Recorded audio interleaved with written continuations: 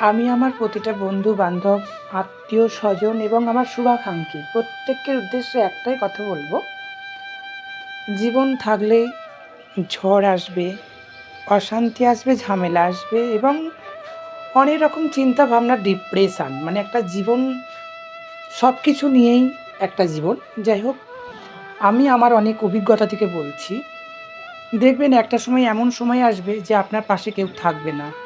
কিন্তু আপনি টলে যাবেন না, নড়ে যাবেন না, পড়ে যাবেন না। হ্যাঁ, হয়তো মুখ ঠুকে পড়ে যাবেন কিন্তু বারে, বারে উঠে দাঁড়ানোর চেষ্টা করবেন। সেটা আমি আমার জীবন দিয়ে প্রমাণ পেয়েছি।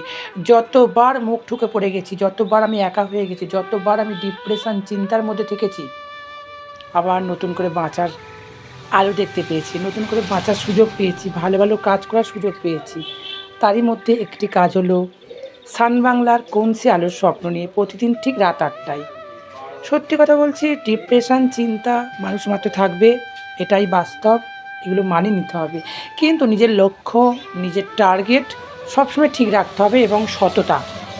আপনার সততা, টার্গেট, লক্ষ্য যদি ঠিক থাকে, কেউ আপনাকে টলাতে পারবে না। একদম এটা ধ্রুব সত্য কথা। আমার নিজের জীবন দিয়ে দেখছি। যতবার আমি ভেঙে পড়েছি, যতবার ডিপ্রেশনে গেছি, ততবার কিন্তু আমার ঈশ্বর মাথায় আশীর্বাদের মতো মানে পাশে এসে মানে মানে দূতের মতো এসে আমাকে বাঁচিয়েছে, আমাকে সঙ্গ দিয়েছে এবং ভালো, ভালো ভালো, ভালো কাজের সঙ্গে যুক্ত করেছে।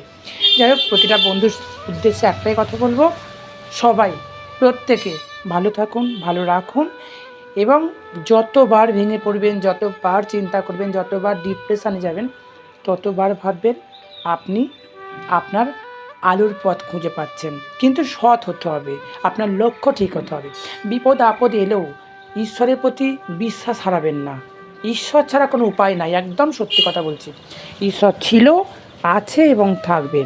অতএব নিজেরা নিজের মতো করে বাঁচুন, অন্যের প্রতি নির্ভরশীল হবেন না।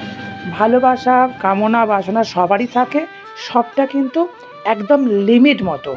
কারো প্রতি একদম ভেসে যাবেন না। নমস্কার, ভালো থাকবেন।